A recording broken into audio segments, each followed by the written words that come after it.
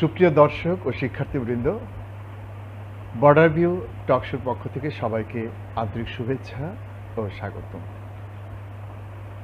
আজকে আমরা এইচএসসি 2022 সালের অ্যাসাইনমেন্ট প্রোগ্রাম নিয়ে আপনাদের সামনে উপস্থিত হয়েছি।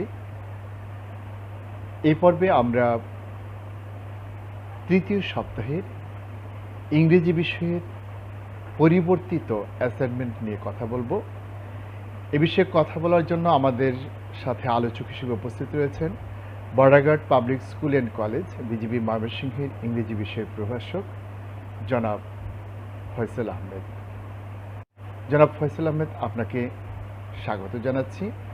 আমরা চাই আপনি শিক্ষার্থীদের এ বিষয়ে একটি পূর্ণাঙ্গ ধারণা দেবেন, কিভাবে তারা অ্যাসাইনমেন্ট লিখবে, সেখানে কী ধরনের ভুল ছিল, কী ধরনের সংশোধন এসেছে, এখানে কোন কোন বিষয়গুলোর উপর তারা গুরুত্ব দিবে এবং পূর্ণাঙ্গ যে বিষয়টি এবং তার লেখার যে কাঠামো, সে বিষয়টি সম্পর্কে আপনি এমন একটি সুস্পষ্ট ধারণা দেবেন যার উপর ভিত্তি করে শিক্ষার্থীরা খুব সহজেই এই অ্যাসাইনমেন্টটি লিখতে পারবে।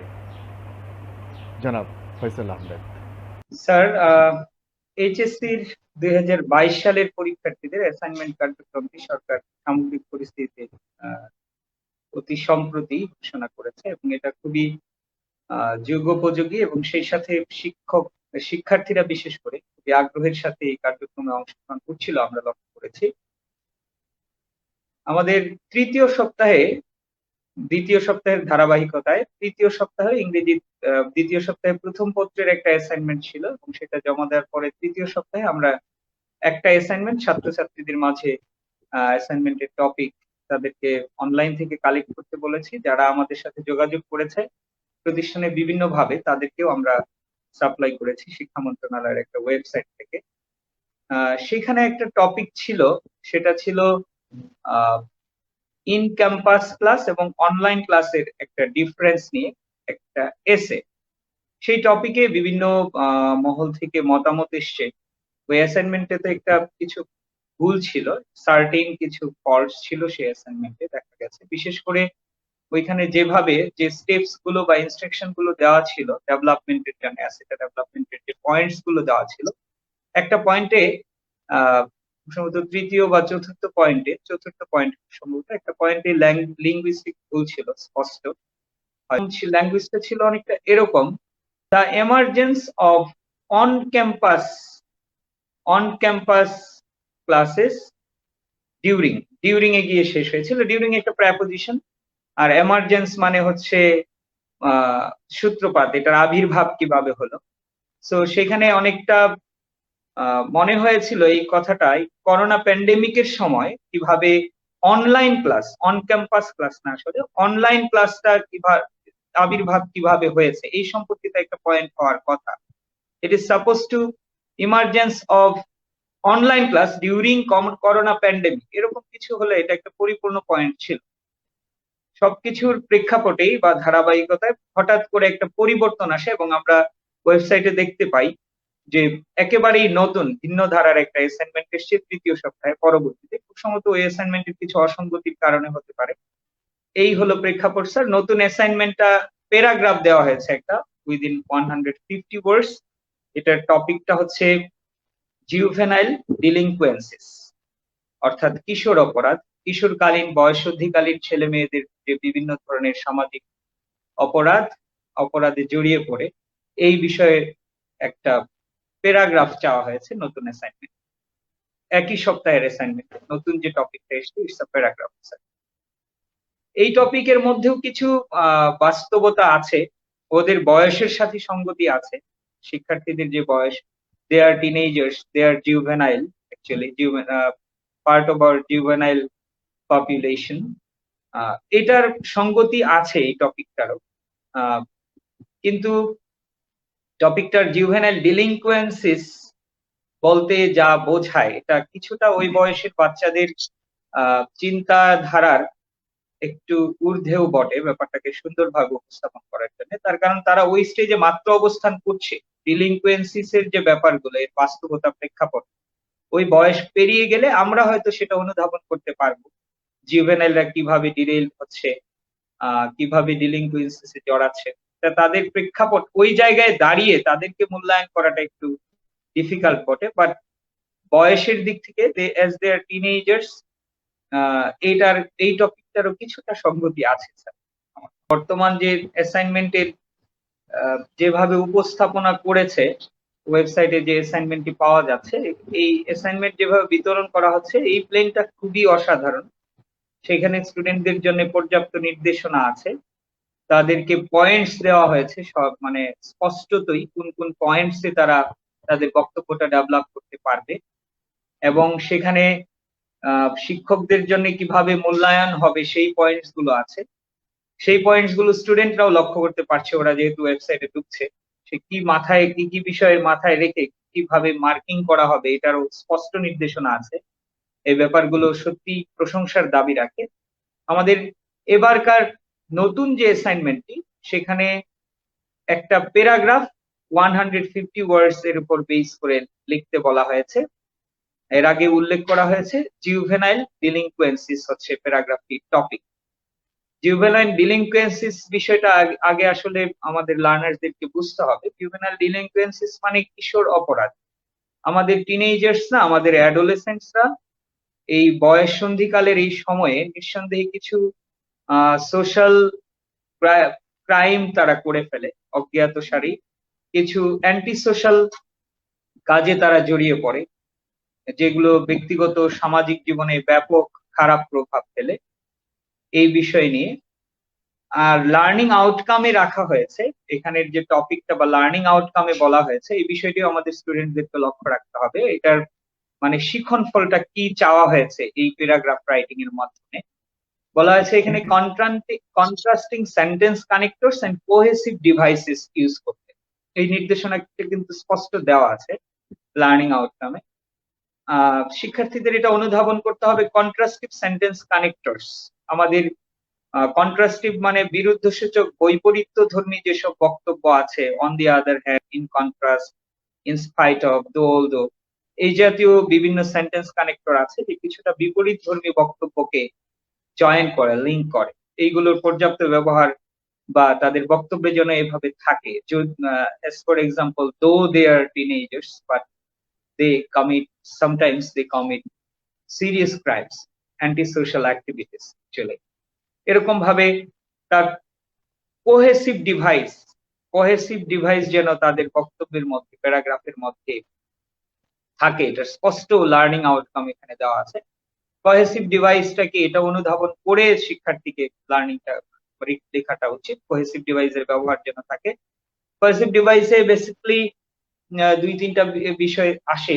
কোহেসিভ ডিভাইস মিন্স বক্তব্যটা যেন ধারাবাহিক হয়, তাদের বক্তব্যের জন্য সুস্পষ্ট একটা ধারাবাহিক ভাবে সম্পর্কিত হয়, টোটালটা যেন একটা ইউনিক কম্প্যাক্ট একটা বক্তব্য হয়, প্যারাগ্রাফ হয়। আমাদের রাইটিং এ একটা কমন মিস্টেক হচ্ছে একটা ধরনের বক্তব্যের মধ্যে হঠাৎ করে অন্য প্রসঙ্গের কথা চলে আসা, কেমন যেন একটু খাপছাড়া লাগে ওই বক্তব্যটা যখন এক্সামিনার অ্যাসেস করেন। এইখানে কোহেসিভ ডিভাইসের ব্যবহার করতে বলা হয়েছে, পর্যাপ্ত যেন প্রোনাউন গুলো রিলেট করা, প্রোনাউন রেফারেন্সেস গুলো ক্লিয়ার থাকে। এছাড়া আমাদের কোহেসিভ ডিভাইস বলতে যদি কোনো অ্যাডভার্বিয়াল ওয়ার্ডস ইউজ করা হয়, আগের বক্তব্যের সাথে মিল রেখে পরের বক্তব্যটা যে এগুচ্ছে, এরকম অ্যাডভার্বিয়াল ওয়ার্ডস এর ইউজ যেন থাকে, যেগুলোকে অ্যাডভার্বিয়ালস বলি আমরা।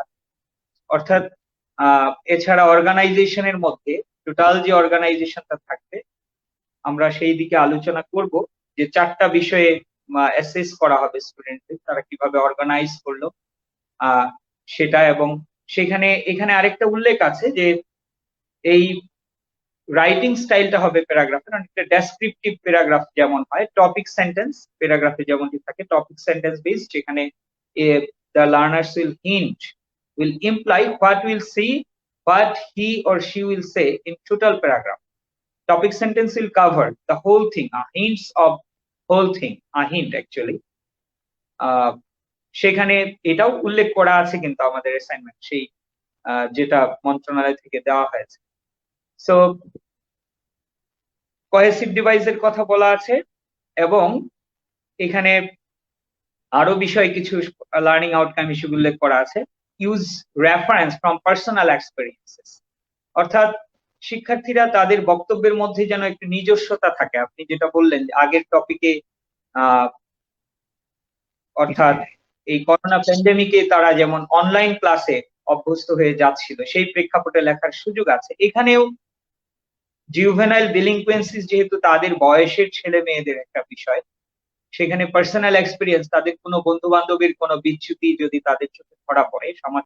তারপর এখানে আরেকটা স্পষ্ট উল্লেখ আছে, লেখার পূর্বে যে বিষয়গুলো মাথায় রেখে লেখা উচিত। বক্তব্য তো লিখবে, যে বিষয়গুলোর উপর মূল্যায়ন হবে বা শিখন ফল মাথায় রেখে correct and proper use of preposition, এখানে স্পষ্ট উল্লেখ আছে যে স্টুডেন্টসরা এই রাইটিং এ কারেক্ট, মানে lot of prepositions will be used in their writings hopefully, and that will be correct and perfect, that should B.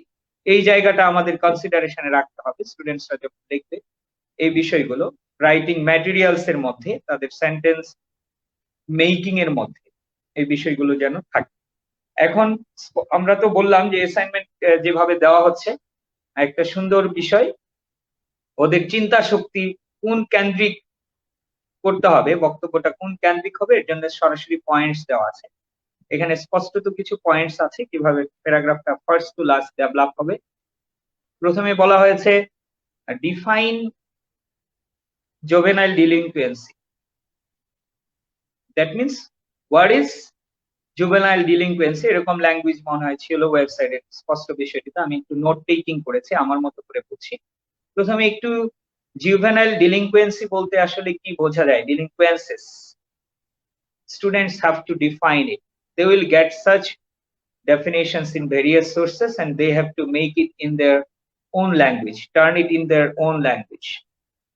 এটা অক্সফোর্ড ডিকশনারিতে বা ইংলিশ টু ইংলিশ ডিকশনারিতে ভালো ডেফিনেশন আছে, বিভিন্ন আর্টিকেলস আছে জুভেনাইল ডিলিনকুয়েন্সিস এর উপরে অ্যাভেলেবল। আপনি যেটা বলছিলেন তারা সেটা কপি করবে, কিন্তু এখানে নিজের ভাষায় জুভেনাইল ডিলিনকুয়েন্সি বলতে তারা কি বুঝে নিজের ভাষায় উপস্থাপন করা উচিত। অর্থাৎ juvenile delinquency মানে তো habitual committing of criminal acts or offenses by a young person, especially under age of 18, এদের at which ordinary criminal persecution is not possible।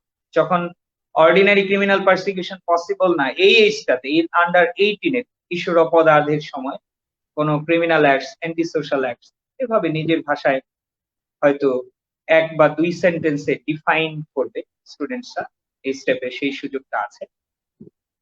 তারপরে স্টেপে চাওয়া হয়েছে how teenagers are being involved, কিভাবে, স্পষ্ট একটা প্রশ্ন। আমরা যদি এটাকে পয়েন্ট দিই প্রশ্ন থেকে সরে এসে, তাহলে আমরা এটাকে এভাবে বলতে পারি, আমি যেভাবে পয়েন্টস গুলো লিখে দিতাম হাউ টু রাইট এর আগের অ্যাসাইনমেন্টে স্টুডেন্টদের জন্য, এই প্রশ্ন কাভার দেয় এই পয়েন্টকে যে the ways of being involved, the ways how the teenagers are being involved, কোন কোন পন্থায় তারা এই ধরনের জুভেনাইল ডিলিনকুয়েন্সিসে ইনভলভ হয়ে যাচ্ছে, জড়িত হয়ে যাচ্ছে। সো এটা হতে পারে সঙ্গ, ফ্যামিলি, বিভিন্ন ম্যাটার্স থাকতে পারে, এর তো অনেক রিজনস, অর্থাৎ কিছু রিজনস এখানে বলা যেতে পারে জুভেনাইল ডিলিনকুয়েন্সিসে বিহাইন্ড দ্য স্ক্রিন, রিজন গুলো কি কি আসলে, যেমন প্যারেন্টাল অ্যাটেনশন বা ডিসক্রিপেন্সি ইন ফ্যামিলিজ, প্যারেন্টসদের সাথে অনেক ডিসক্রিপেন্সি থাকে, গেপ থাকে, অনেক পরিবারে অশান্তি আছে।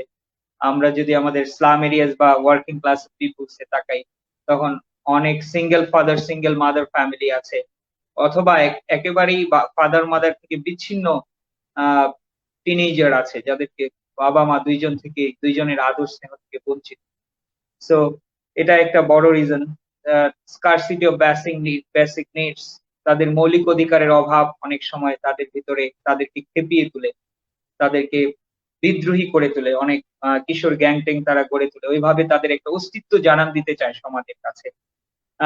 অথবা কোন ধরনের আনহ্যাপিনেস, সোশ্যাল আনহ্যাপিনেস, এছাড়া অনেক কারণে হতে পারে এই বয়সে unhappiness, feeling of frustration, unhappiness, social segregation, এই সামাজিক অসংগুলো থেকে এভাবে, অথবা ব্যাড কোম্পানিস থেকে অনেক সময় কিশোর কিশোরীরা এই ধরনের ডিলিনকুয়েন্সিতে ইনভলভ হয়ে পড়ে, হয়তো তাদের জ্ঞাতসারে অথবা অজ্ঞাতসারে। একসময় সে অনেক বড় গ্যাংস্টার বা এরকম কিছু হয়ে যায়, অনেক সময় দেখা যায়। তারপরের পয়েন্টস আছে, এই ধরনের অনেক স্কোপ আছে বলার মতো। প্যারাগ্রাফ যেহেতু 150 ওয়ার্ডের, পয়েন্টস গুলো জিস্ট আকারে বলতে হবে, অত সেন্টেন্স ইউজ করা যাবে না, ফ্রেজ আকারে স্টুডেন্টদেরকে বলতে হবে।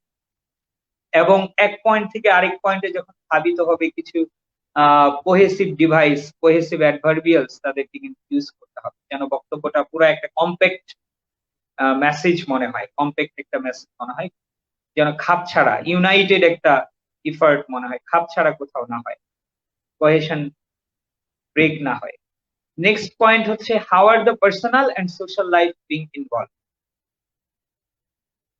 ডিয়ার লার্নার্স, এইখানে যখন এই ধরনের কিশোর অপরাধ সংগঠিত হয়, এই যে কিশোর গ্যাং অথবা sexual perversion by the teenagers, এরকম কিছু, এটা অবশ্যই একটা কিশোর বা কিশোরীর ব্যক্তিগত জীবনে এবং সেই সাথে সামাজিক জীবনে ব্যাপক প্রভাব ফেলে। সাম্প্রতিক কালে যেটা বলছিলাম, এটা অবশ্যই একটা নেগেটিভ ঘটনা, বারবার উল্লেখ না করাই ভালো। দিহান, আনুষ্কা, এরকম একটা টিনেজারদের ঘটনা এসেছিল।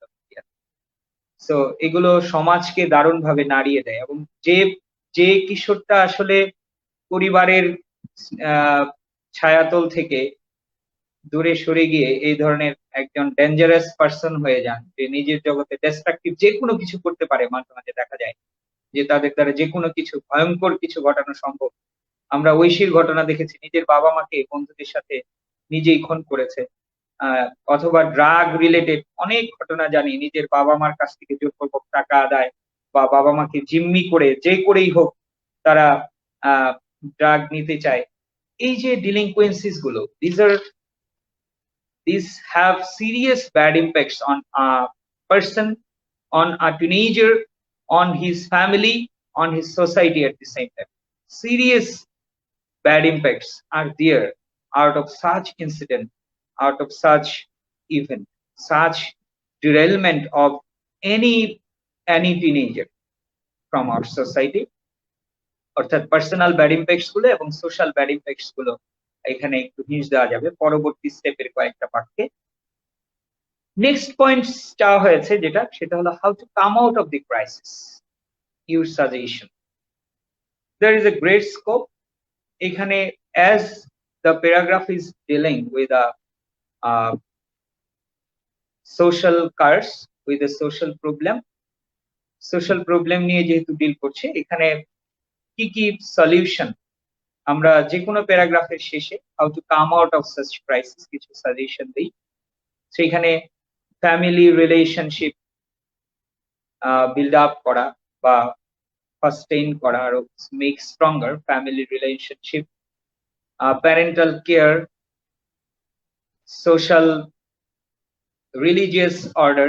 and religious orders, strict laws, and some steps from the government to make the derailed young people, derailed juvenile persons on the right track। এরকম অনেক ধরনের সাজেশন নিয়ে কথা বলার সুযোগ আছে, কিভাবে ক্রাইসিসটা মোকাবেলা করা যেতে পারে। সবচেয়ে ইম্পর্টেন্ট হচ্ছে আমাদের পারিবারিক সুন্দর বন্ধন, সেই সাথে শিক্ষকদেরও একটা ভূমিকা আছে সেখানে, যে ইনস্টিটিউশনাল লার্নিং এ দেখা যায় অনেক স্টুডেন্টসরা স্কুল ট্রেন্ডিং একটা হ্যাবিট হয়, স্কুল পালানো, এটাও একটা জুভেনাইল ডিলিনকুয়েন্সিস এর পার্ট। কিন্তু ডিয়ার লার্নার্স, শুধুমাত্র কিশোররা মার্ডার করে ফেলতে পারে, স্টিলিং, পিক পকেটিং এ জড়াতে পারে এরকম না, অথবা ড্রাগ রিলেটেড বিভিন্ন ক্রাইমস এ জড়ায় না। ট্রান্সি মানে স্কুল পলায়ন, এটাও একটা সোশ্যাল ডিলিনকুয়েন্সি।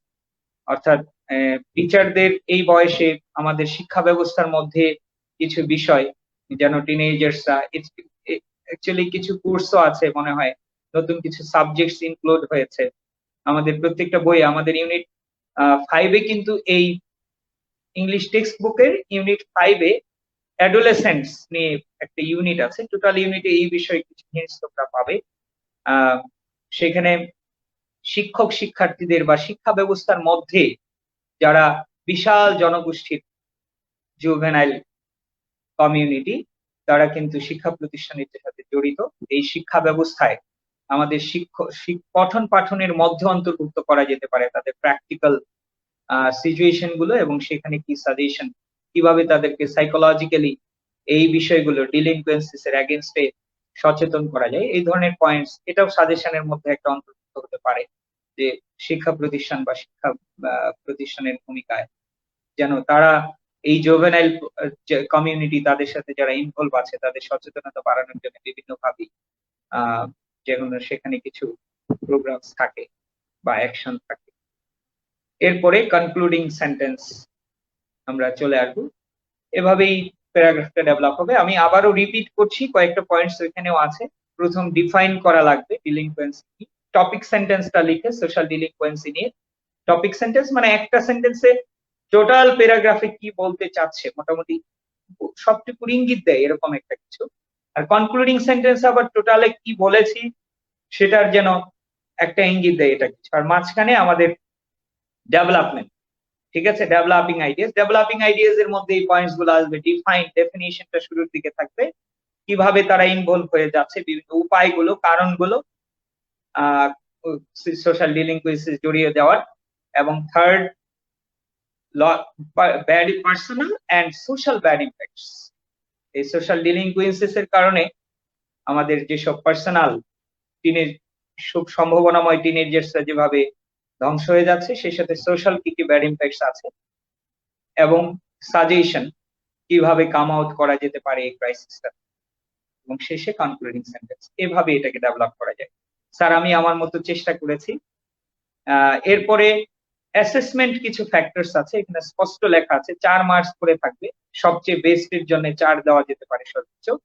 4টা বিষয়: অর্গানাইজেশন, কিভাবে তারা টোটালটা অর্গানাইজ করেছে, অর্থাৎ কোহেশনটা কেমন হয়েছে, পয়েন্টস গুলো পয়েন্টস বাই পয়েন্টস এসেছে কিনা, কিভাবে সাজিয়েছে, ইনফরমেশন কতটুকু দিয়েছে বিভিন্ন সোর্স থেকে, তথ্যমূলক বিভিন্ন ডাটা উপাত্ত থেকে শুরু করে পার্সোনাল এক্সপিরিয়েন্সেস এর যে বিষয়গুলো আছে সেটা আসলে আছে কিনা। আর ভোকাবুলারির উপর 4 মার্কস, ভোকাবুলারির মান কেমন, standard of vocabulary, standard of word choice, diction, and then গ্রামারে আবার স্পষ্ট উল্লেখ আছে কারেক্ট ইউজ অফ প্রেপোজিশন, যেটা লার্নিং আউটকামে ছিল যে ইউজ অফ প্রেপোজিশনটা কতটুকু কারেক্ট ছিল। এই 4টা বিষয় উপর বেসিস করে তাদের মার্কিং হবে। এটাও যেন স্টুডেন্টসরা মাথায় রাখে। লার্নিং আউটকাম এবং ওই যে আমাদের অ্যাসেসমেন্ট ফ্যাক্টরস যেগুলো আছে 4 বিষয়ের উপর মার্কিং হবে, এটা মাথায় রেখে ওই পয়েন্টস গুলোকে সামনে রেখে ওইভাবে ধারাবাহিকভাবে তাদের একটা সুন্দর বক্তব্য হবে, তাহলেই হয়তো অ্যাসাইনমেন্টটা ভালো হতে পারে। সুপ্রিয় শিক্ষার্থীবৃন্দ, জনাব ফয়সাল আহমেদের আলোচনা থেকে আশা করছি তোমরা চমৎকার একটি ধারণা পেয়েছো কিভাবে তোমাদের এই অ্যাসাইনমেন্ট লিখতে হবে এবং সেটি কিভাবে মূল্যায়ন হবে। পরবর্তী অনুষ্ঠান দেখার জন্য আমন্ত্রণ জানিয়ে আজকের মতো আমরা এখানেই শেষ করছি। সে পর্যন্ত তোমরা সবাই ভালো থেকো, সুস্থ থাকো। আল্লাহ হাফেজ। জনাব ফয়সাল আহমেদ, আপনাকে স্বাগত জানাচ্ছি। আমরা চাই আপনি শিক্ষার্থীদের এ বিষয়ে একটি পূর্ণাঙ্গ ধারণা দেবেন, কিভাবে তারা অ্যাসাইনমেন্ট লিখবে, সেখানে কী ধরনের ভুল ছিল, কী ধরনের সংশোধন এসেছে, এখানে কোন কোন বিষয়গুলোর উপর তারা গুরুত্ব দিবে, এবং পূর্ণাঙ্গ যে বিষয়টি এবং তার লেখার যে কাঠামো সে বিষয়টি সম্পর্কে আপনি এমন একটি সুস্পষ্ট ধারণা দেবেন যার উপর ভিত্তি করে শিক্ষার্থীরা খুব সহজেই এই অ্যাসাইনমেন্টটি লিখতে পারবে। জনাব ফয়সাল আহমেদ। স্যার, এইচএসসির 2022 সালের পরীক্ষার্থীদের অ্যাসাইনমেন্ট কার্যক্রমটি সরকার সামগ্রিক পরিস্থিতিতে অতি সম্প্রতি ঘোষণা করেছে, এবং এটা খুবই যুগোপযোগী, এবং সেই সাথে শিক্ষার্থীরা বিশেষ করে খুবই আগ্রহের সাথে এই কার্যক্রমে অংশগ্রহণ করছিল আমরা লক্ষ্য করেছি। আমাদের দ্বিতীয় সপ্তাহের ধারাবাহিকতায় তৃতীয় সপ্তাহে ইংরেজি দ্বিতীয় সপ্তাহে প্রথম পত্রের একটা অ্যাসাইনমেন্ট ছিল, এবং সেটা জমা দেওয়ার পরে তৃতীয় সপ্তাহে আমরা একটা অ্যাসাইনমেন্ট ছাত্রছাত্রীদের মাঝে অ্যাসাইনমেন্টের টপিক তাদেরকে অনলাইন থেকে কালেক্ট করতে বলেছি। যারা আমাদের সাথে যোগাযোগ করেছে প্রতিষ্ঠানে বিভিন্নভাবে, তাদেরকেও আমরা সাপ্লাই করেছি শিক্ষা মন্ত্রণালয়ের একটা ওয়েবসাইট থেকে। সেখানে একটা টপিক ছিল, সেটা ছিল ইন ক্যাম্পাস ক্লাস এবং অনলাইন ক্লাসের একটা ডিফারেন্স নিয়ে একটা এসে। সেই টপিকে বিভিন্ন মহল থেকে মতামত এসছে। ওই অ্যাসাইনমেন্টে তো একটা কিছু ভুল ছিল, সার্টেন কিছু ফল্টস ছিল সেই অ্যাসাইনমেন্টে দেখা গেছে। বিশেষ করে ওইখানে যেভাবে যে স্টেপস গুলো বা ইনস্ট্রাকশন গুলো দেওয়া ছিল ডেভেলপমেন্টের জন্য, অ্যাসেট ডেভেলপমেন্টের যে পয়েন্টস গুলো দেওয়া ছিল, একটা পয়েন্টে সম্ভবত তৃতীয় বা চতুর্থ পয়েন্ট সম্ভবত একটা পয়েন্টে লিঙ্গুইস্টিক ভুল ছিল স্পষ্ট। ল্যাঙ্গুয়েজটা ছিল অনেকটা এরকম: the emergence of on campus classes during, during a গিয়ে শেষ হয়েছিল। ডিউরিং একটা প্রেপোজিশন, আর এমার্জেন্স মানে হচ্ছে সূত্রপাত, এটার আবির্ভাব কিভাবে হলো।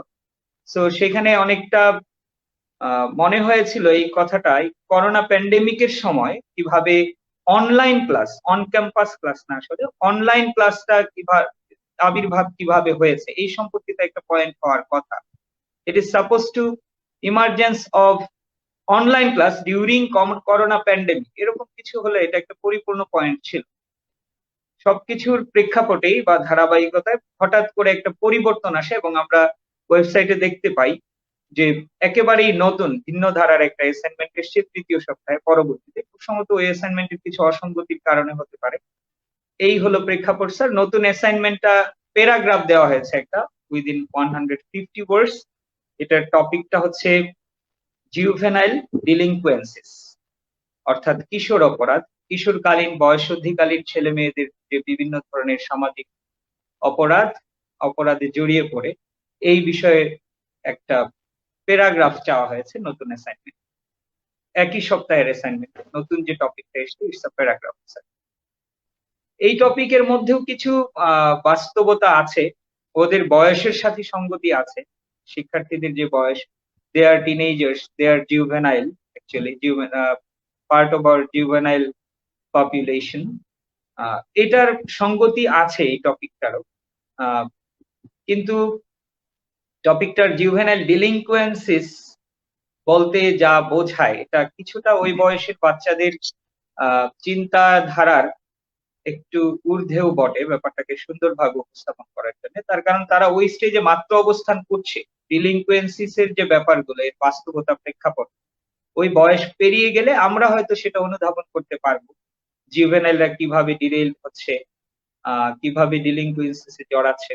তাদের প্রেক্ষাপট ওই জায়গায় দাঁড়িয়ে তাদেরকে মূল্যায়ন করাটা একটু ডিফিকাল্ট বটে, বাট বয়সের দিক থেকে অ্যাজ দে আর টিনেজার্স এই টপিকটারও কিছুটা সঙ্গতি আছে স্যার।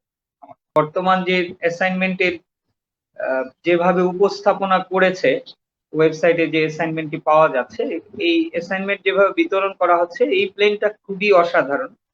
সেখানে স্টুডেন্টদের জন্য পর্যাপ্ত নির্দেশনা আছে, তাদেরকে পয়েন্টস দেওয়া হয়েছে সব, মানে স্পষ্টতই কোন কোন পয়েন্টসে তারা তাদের বক্তব্যটা ডেভেলপ করতে পারবে, এবং সেখানে শিক্ষকদের জন্য কিভাবে মূল্যায়ন হবে সেই পয়েন্টস গুলো আছে। সেই পয়েন্টস গুলো স্টুডেন্টরাও লক্ষ্য করতে পারছে, ওরা যেহেতু ওয়েবসাইটে ঢুকছে। সে কি কি বিষয়ে মাথায় রেখে কিভাবে মার্কিং করা হবে এটারও স্পষ্ট নির্দেশনা আছে। এই ব্যাপারগুলো সত্যি প্রশংসার দাবি রাখে। আমাদের এবারকার নতুন যে অ্যাসাইনমেন্টটি, সেখানে একটা প্যারাগ্রাফ 150 ওয়ার্ডস এর উপর বেস করে লিখতে বলা হয়েছে। এর আগে উল্লেখ করা হয়েছে জুভেনাইল ডিলিংকুয়েন্সিস হচ্ছে প্যারাগ্রাফটির টপিক। জুভেনাইল ডিলিংকুয়েন্সিস বিষয়টা আগে আসলে আমাদের লার্নারদেরকে বুঝতে হবে। জুভেনাইল ডিলিংকুয়েন্সিস মানে কিশোর অপরাধ। আমাদের টিনেজার্স না, আমাদের অ্যাডোলেসেন্টসরা এই বয়ঃসন্ধিকালের এই সময়ে নিঃসন্দেহে কিছু সোশ্যাল ক্রাইম তারা করে ফেলে অজ্ঞাতসারি, কিছু অ্যান্টি সোশ্যাল কাজে তারা জড়িয়ে পড়ে, যেগুলো ব্যক্তিগত সামাজিক জীবনে ব্যাপক খারাপ প্রভাব ফেলে। এই বিষয় নিয়ে আর লার্নিং আউটকামে রাখা হয়েছে, এখানের যে টপিকটা বা লার্নিং আউটকামে বলা হয়েছে এই বিষয়টিও আমাদের স্টুডেন্টদেরকে লক্ষ্য রাখতে হবে। এটার মানে শিখন ফলটা কি চাওয়া হয়েছে এই প্যারাগ্রাফ রাইটিং এর মাধ্যমে।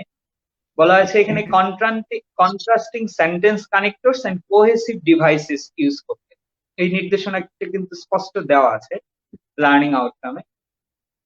শিক্ষার্থীদের এটা অনুধাবন করতে হবে কন্ট্রাস্টিভ সেন্টেন্স কানেক্টরস। আমাদের কন্ট্রাস্টিভ মানে বিরুদ্ধসূচক বৈপরীত্যধর্মী যেসব বক্তব্য আছে, on the other hand, in contrast, in spite of, দো দো, এই জাতীয় বিভিন্ন সেন্টেন্স কানেক্টর আছে যে কিছুটা বিপরীত ধর্মী বক্তব্যকে জয়েন করে, লিঙ্ক করে। এইগুলোর পর্যাপ্ত ব্যবহার বা তাদের বক্তব্যে যেন এভাবে থাকে, for example, though they are teenagers but they commit, sometimes they commit serious crimes, anti-social activities, চলে এরকম ভাবে তার কোহেসিভ ডিভাইস যেন তাদের বক্তব্যের মধ্যে, প্যারাগ্রাফের মধ্যে থাকে। এটা স্পষ্ট লার্নিং আউটকাম এখানে দেওয়া আছে। কোহেসিভ ডিভাইসটাকে এটা অনুধাবন করে শিক্ষার্থীকে লার্নিংটা লেখাটা উচিত। কোহেসিভ ডিভাইসের ব্যবহার যেন থাকে। কোহেসিভ ডিভাইসে বেসিক্যালি দুই তিনটা বিষয় আসে। কোহেসিভ ডিভাইস মিন্স বক্তব্যটা যেন ধারাবাহিক হয়, তাদের বক্তব্যের জন্য সুস্পষ্ট একটা ধারাবাহিক ভাবে সম্পর্কিত হয়, টোটালটা যেন একটা ইউনিক কম্প্যাক্ট একটা বক্তব্য হয়, প্যারাগ্রাফ হয়। আমাদের রাইটিং এ একটা কমন মিস্টেক হচ্ছে একটা ধরনের বক্তব্যের মধ্যে হঠাৎ করে অন্য প্রসঙ্গের কথা চলে আসা, কেমন যেন একটু খাপছাড়া লাগে ওই বক্তব্যটা যখন এক্সামিনার অ্যাসেস করেন।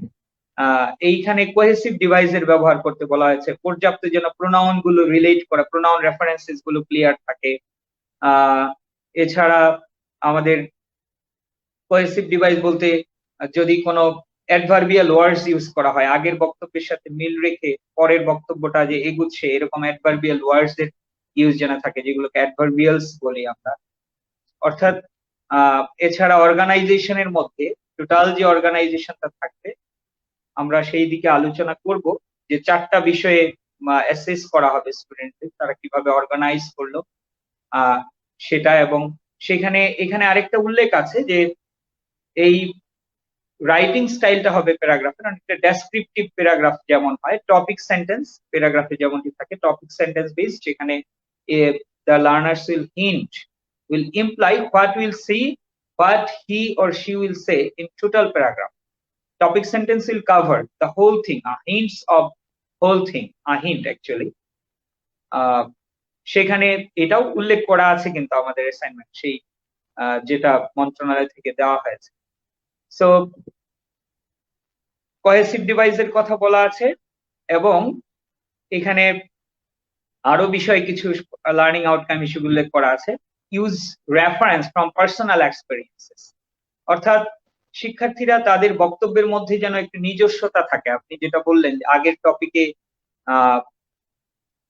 অর্থাৎ এই করোনা প্যান্ডেমিকে তারা যেমন অনলাইন ক্লাসে অভ্যস্ত হয়ে যাচ্ছিল, সেই প্রেক্ষাপটে লেখার সুযোগ আছে। এখানেও জুভেনাইল ডিলিংকুয়েন্সিস যেহেতু তাদের বয়সের ছেলে মেয়েদের একটা বিষয়, সেখানে পার্সোনাল এক্সপিরিয়েন্স, তাদের কোনো বন্ধু বান্ধবের কোনো বিচ্যুতি যদি তাদের চোখে ধরা পড়ে, তারপর এখানে আরেকটা স্পষ্ট উল্লেখ আছে, লেখার পূর্বে যে বিষয়গুলো মাথায় রেখে লেখা উচিত। বক্তব্য তো লিখবেই, যে বিষয়গুলোর উপর মূল্যায়ন হবে বা শিখন ফল মাথায় রেখে correct and proper use of preposition, এখানে স্পষ্ট উল্লেখ আছে যে স্টুডেন্টসরা এই রাইটিং এ কারেক্ট, মানে lot of prepositions will be used in their writings hopefully, and that will be correct and perfect, that should be. এই জায়গাটা আমাদের কনসিডারেশনে রাখতে হবে স্টুডেন্টসরা যখন লিখবে এই বিষয়গুলো রাইটিং ম্যাটেরিয়ালস এর মধ্যে, তাদের সেন্টেন্স মেকিং এর মধ্যে এই বিষয়গুলো যেন থাকে। এখন আমরা তো বললাম যে অ্যাসাইনমেন্ট যেভাবে দেওয়া হচ্ছে একটা সুন্দর বিষয়, ওদের চিন্তা শক্তি কোন কেন্দ্রিক করতে হবে, বক্তব্যটা কোন কেন্দ্রিক হবে, এর জন্য সরাসরি পয়েন্টস দেওয়া আছে। এখানে স্পষ্টত কিছু পয়েন্টস আছে কিভাবে প্যারাগ্রাফটা ফার্স্ট টু লাস্ট ডেভেলপ হবে। প্রথমে বলা হয়েছে ডিফাইন juvenile delinquency.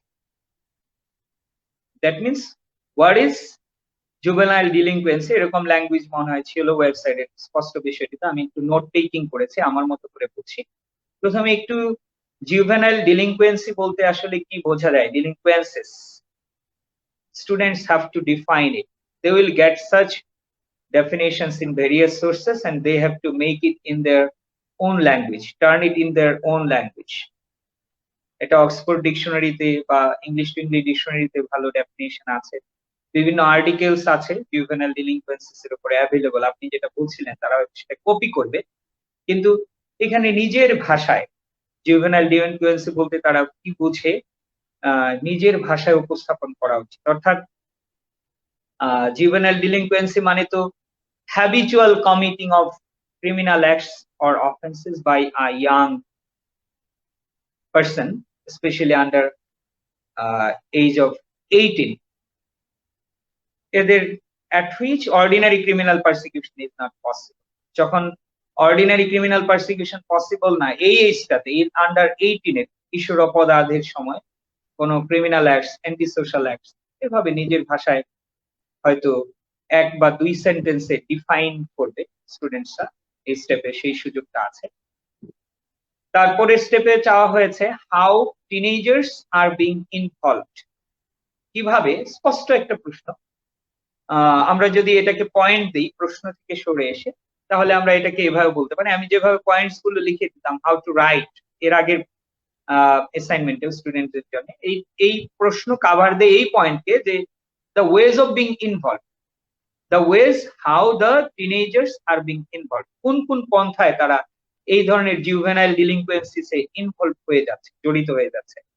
সো এটা হতে পারে সঙ্গ, ফ্যামিলি, বিভিন্ন ম্যাটার্স থাকতে পারে, এর তো অনেক রিজনস, অর্থাৎ কিছু রিজনস এখানে বলা যেতে পারে জুভেনাইল ডিলিনকুয়েন্সিসে বিহাইন্ড দ্য স্ক্রিন, রিজন গুলো কি কি আসলে, যেমন প্যারেন্টাল অ্যাটেনশন বা ডিসক্রিপেন্সি ইন ফ্যামিলিজ, প্যারেন্টসদের সাথে অনেক ডিসক্রিপেন্সি থাকে, গেপ থাকে, অনেক পরিবারে অশান্তি আছে।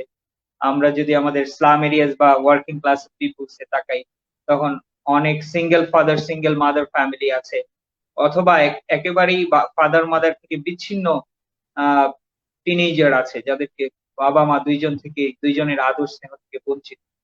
সো এটা একটা বড় reason. Scarcity of basic needs, তাদের মৌলিক অধিকারের অভাব অনেক সময় তাদের ভিতরে তাদেরকে খেপিয়ে তুলে, তাদেরকে বিদ্রোহী করে তোলে, অনেক কিশোর গ্যাং ট্যাং তারা গড়ে তোলে, ওইভাবে তাদের একটা অস্তিত্ব জানান দিতে চায় সমাজের কাছে।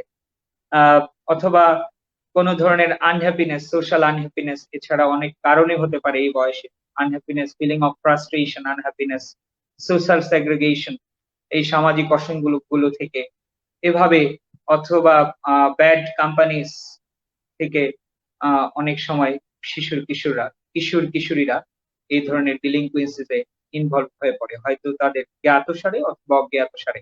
এক সময় সে অনেক বড় গ্যাংস্টার বা এরকম কিছু হয়ে যায়, অনেক সময় দেখা যায়। তারপরের পয়েন্টস আছে, এই ধরনের অনেক স্কোপ আছে বলার মতো। প্যারাগ্রাফ যেহেতু 150 ওয়ার্ডের, পয়েন্টস গুলো জিস্ট আকারে বলতে হবে, অত সেন্টেন্স ইউজ করা যাবে না, ফ্রেজ আকারে স্টুডেন্টদেরকে বলতে হবে, এবং এক পয়েন্ট থেকে আরেক পয়েন্টে যখন ধাবিত হবে কিছু কোহেসিভ ডিভাইস, কোহেসিভ অ্যাডভার্বিয়ালস তাদেরকে কিন্তু ইউজ করতে হবে, যেন বক্তব্যটা পুরো একটা কম্প্যাক্ট মেসেজ মনে হয়, কম্প্যাক্ট একটা মেসেজ মনে হয়, যেন খাপ ছাড়া ইউনাইটেড একটা ইফার্ট মনে হয়, খাপ ছাড়া কোথাও না হয়, কোহেশন ব্রেক না হয়। নেক্সট পয়েন্ট হচ্ছে how are the personal and social life being involve. Dear learners, এইখানে যখন এই ধরনের কিশোর অপরাধ সংগঠিত হয়, এই যে কিশোর গ্যাং অথবা sexual perversion by the teenagers, এরকম কিছু, এটা অবশ্যই একটা কিশোর বা কিশোরীর ব্যক্তিগত জীবনে এবং সেই সাথে সামাজিক জীবনে ব্যাপক প্রভাব ফেলে। সাম্প্রতিক কালে যেটা বলছিলাম, এটা অবশ্যই একটা নেগেটিভ ঘটনা, বারবার উল্লেখ না করাই ভালো। দিহান, আনুষ্কা, এরকম একটা টিনেজারদের ঘটনা এসেছিল। সো এগুলো সমাজকে দারুণ ভাবে নাড়িয়ে দেয়, এবং যে কিশোরটা আসলে পরিবারের ছায়াতল থেকে দূরে সরে গিয়ে এই ধরনের একজন ডেঞ্জারাস পার্সন হয়ে যান, যে নিজের জগতে ডিস্ট্রাকটিভ যে কোনো কিছু করতে পারে, মাঝে মাঝে দেখা যায় যে তাদের দ্বারা যে কোনো কিছু ভয়ঙ্কর কিছু ঘটানো সম্ভব। আমরা ঐশীর ঘটনা দেখেছি, নিজের বাবা মাকে বন্ধুদের সাথে নিজেই খুন করেছে। অথবা ড্রাগ রিলেটেড অনেক ঘটনা জানি, নিজের বাবা মার কাছ থেকে জোরপূর্বক টাকা আদায় বা বাবা মাকে জিম্মি করে যে করেই হোক তারা ড্রাগ নিতে চায়। এই যে ডিলিনকুয়েন্সিস গুলো, these are these have serious bad impacts on a person, on a teenager, on his family, on his society at the same time. Serious bad impacts are there out of such incident, out of such event, such derailment of any teenager from our society. অর্থাৎ personal bad impacts গুলো এবং social bad impacts গুলো এখানে একটু hint দেওয়া যাবে পরবর্তী স্টেপের কয়েকটা বাক্যে। নেক্সট পয়েন্ট চাওয়া হয়েছে যেটা, সেটা হলো how to come out of the crisis, your suggestion. There is a great scope এখানে, as the paragraph is dealing with a social curse, with a social problem নিয়ে যেহেতু ডিল করছে, এখানে কি কি সলিউশন আমরা যে কোনো প্যারাগ্রাফের শেষে how to come out of such crisis কিছু সাজেশন দিই। সেখানে ফ্যামিলি রিলেশনশিপ বিল্ড আপ করা বা সাস্টেইন করা, আরো make stronger family relationship, parental care, social and religious orders, strict laws, and some steps from the government to make the derailed young people, derailed juvenile persons on the right track। এরকম অনেক ধরনের suggestion নিয়ে কথা বলার সুযোগ আছে, কিভাবে ক্রাইসিসটা মোকাবেলা করা যেতে পারে। সবচেয়ে ইম্পর্টেন্ট হচ্ছে আমাদের পারিবারিক সুন্দর বন্ধন, সেই সাথে শিক্ষকদেরও একটা ভূমিকা আছে সেখানে। যে ইনস্টিটিউশনাল লার্নিং এ দেখা যায় অনেক স্টুডেন্টসরা স্কুল ট্রেন্ডিং একটা হ্যাবিট হয়, স্কুল পালানোর, এটাও একটা জুভেনাইল ডিলিনকুয়েন্সিস এর পার্ট। কিন্তু ডিয়ার লার্নার্স, শুধুমাত্র কিশোররা মার্ডার করে ফেলতে পারে, স্টিলিং, পিক পকেটিং এ জড়াতে পারে এরকম না, অথবা ড্রাগ রিলেটেড বিভিন্ন ক্রাইমসে জড়ায় না। ট্রান্সি মানে স্কুল পলায়ন, এটাও একটা সোশ্যাল ডিলিনকুয়েন্সি। অর্থাৎ টিচারদের এই বয়সে আমাদের শিক্ষা ব্যবস্থার মধ্যে কিছু বিষয় যেন টিনেজার্সরা, অ্যাকচুয়ালি কিছু কোর্সও আছে মনে হয়, নতুন কিছু সাবজেক্টস ইনক্লুড হয়েছে আমাদের প্রত্যেকটা বইয়ে। আমাদের ইউনিট 5-এ কিন্তু এই ইংলিশ টেক্সট বুকের ইউনিট 5-এ অ্যাডোলেসেন্টস নিয়ে একটা ইউনিট আছে। টোটাল ইউনিটে এই বিষয়ে কিছু হিন্টস তোমরা পাবে। সেখানে শিক্ষক শিক্ষার্থীদের বা শিক্ষা ব্যবস্থার মধ্যে যারা বিশাল জনগোষ্ঠীর জুভেনাইল কমিউনিটি, তারা কিন্তু শিক্ষা প্রতিষ্ঠানের সাথে জড়িত। এই শিক্ষা ব্যবস্থায় আমাদের পঠন পাঠনের মধ্যে অন্তর্ভুক্ত করা যেতে পারে তাদের প্র্যাকটিক্যাল সিচুয়েশন গুলো, এবং সেখানে কি সাজেশন, কিভাবে তাদেরকে সাইকোলজিক্যালি এই বিষয়গুলো ডিলিনকুয়েন্সিস এর এগেইনস্টে সচেতন করা যায়, এই ধরনের পয়েন্টস এটাও সাজেশনের মধ্যে একটা অন্তর্ভুক্ত হতে পারে। যে শিক্ষা প্রতিষ্ঠান বা শিক্ষা প্রতিষ্ঠানের ভূমিকায় যেন তারা এই জুভেনাইল কমিউনিটি, তাদের সাথে যারা ইনভলভ আছে, তাদের সচেতনতা বাড়ানোর জন্য বিভিন্ন ভাবে যেগুলো সেখানে কিছু প্রোগ্রামস থাকে বা অ্যাকশন থাকে। এরপরে কনক্লুডিং সেন্টেন্স আমরা চলে আসবো। এভাবেই প্যারাগ্রাফটা ডেভেলপ হবে। আমি আবারও রিপিট করছি, কয়েকটা পয়েন্টস এখানেও আছে। প্রথম, ডিফাইন করা লাগবে ডিলিনকুয়েন্সি কি। টপিক সেন্টেন্সটা লিখে সোশ্যাল ডিলিনকুয়েন্সি নিয়ে, টপিক সেন্টেন্স মানে একটা সেন্টেন্সে টোটাল প্যারাগ্রাফে কি বলতে চাচ্ছে মোটামুটি সবটুকু ইঙ্গিত দেয় এরকম একটা কিছু। আর কনক্লুডিং সেন্টেন্স আবার টোটালে কি বলেছি সেটার যেন একটা ইঙ্গিত দেয় এটা কিছু। আর মাঝখানে আমাদের ডেভেলপমেন্ট, ঠিক আছে, ডেভেলপিং আইডিয়াস এর মধ্যে এই পয়েন্টস গুলো আসবে। ডিফাইন, ডেফিনিশনটা শুরুর দিকে থাকবে, কিভাবে তারা ইনভলভ হয়ে যাচ্ছে, বিভিন্ন উপায়গুলো, কারণগুলো সোশ্যাল ডিলিনকুয়েন্সি জড়িয়ে দেওয়ার। এবং third, bad personal and social bad impacts. এই সোশ্যাল ডিলিনকুয়েন্সিস এর কারণে আমাদের যেসব পার্সোনাল খুব সম্ভাবনাময় টিনেজার্সরা যেভাবে ধ্বংস হয়ে যাচ্ছে, সেই সাথে সোশ্যাল কি কি ব্যাড ইম্প্যাক্টস আছে, এবং সাজেশন কিভাবে কাম আউট করা যেতে পারে এই ক্রাইসিসটা, এবং শেষে কনক্লুডিং সেন্টেন্স। এভাবে এটাকে ডেভেলপ করা যায়। স্যার, আমি আমার মতো চেষ্টা করেছি। এরপরে অ্যাসেসমেন্ট কিছু ফ্যাক্টরস আছে, এখানে স্পষ্ট লেখা আছে 4 মার্কস করে থাকবে। সবচেয়ে বেস্টের জন্য 4 দেওয়া যেতে পারে সর্বোচ্চ। 4টা বিষয়। অর্গানাইজেশন, কিভাবে তারা টোটালটা অর্গানাইজ করেছে, অর্থাৎ কোহেশনটা কেমন হয়েছে, পয়েন্টস গুলো পয়েন্টস বাই পয়েন্টস এসেছে কিনা, কিভাবে সাজিয়েছে, ইনফরমেশন কতটুকু দিয়েছে বিভিন্ন সোর্স থেকে, তথ্যমূলক বিভিন্ন ডাটা উপাত্ত থেকে শুরু করে পার্সোনাল এক্সপিরিয়েন্সেস এর যে বিষয়গুলো আছে সেটা আসলে আছে কিনা। আর ভোকাবুলারির উপর 4 মার্কস, ভোকাবুলারির মান কেমন, standard of vocabulary, standard of word choice, diction, and then গ্রামারে আবার স্পষ্টত উল্লেখ আছে কারেক্ট ইউজ অফ প্রেপোজিশন, যেটা লার্নিং আউটকামে ছিল যে ইউজ অফ প্রেপোজিশনটা কতটুকু কারেক্ট ছিল। এই 4টা বিষয় উপর বেসিস করে তাদের মার্কিং হবে। এটাও যেন স্টুডেন্টসরা মাথায় রাখে, লার্নিং আউটকাম এবং ওই যে আমাদের অ্যাসেসমেন্ট ফ্যাক্টরস যেগুলো আছে 4 বিষয়ের উপর মার্কিং হবে, এটা মাথায় রেখে ওই পয়েন্টস গুলোকে সামনে রেখে ওইভাবে ধারাবাহিকভাবে তাদের একটা সুন্দর বক্তব্য হবে, তাহলেই হয়তো অ্যাসাইনমেন্টটা ভালো হতে পারে। সুপ্রিয় শিক্ষার্থীবৃন্দ, জনাব ফয়সাল আহমেদের আলোচনা থেকে আশা করছি তোমরা চমৎকার একটি ধারণা পেয়েছো কিভাবে তোমাদের এই অ্যাসাইনমেন্ট লিখতে হবে এবং সেটি কিভাবে মূল্যায়ন হবে। পরবর্তী অনুষ্ঠান দেখার জন্য আমন্ত্রণ জানিয়ে আজকের মতো আমরা এখানেই শেষ করছি। সে পর্যন্ত তোমরা সবাই ভালো থেকো, সুস্থ থাকো। আল্লাহ হাফেজ।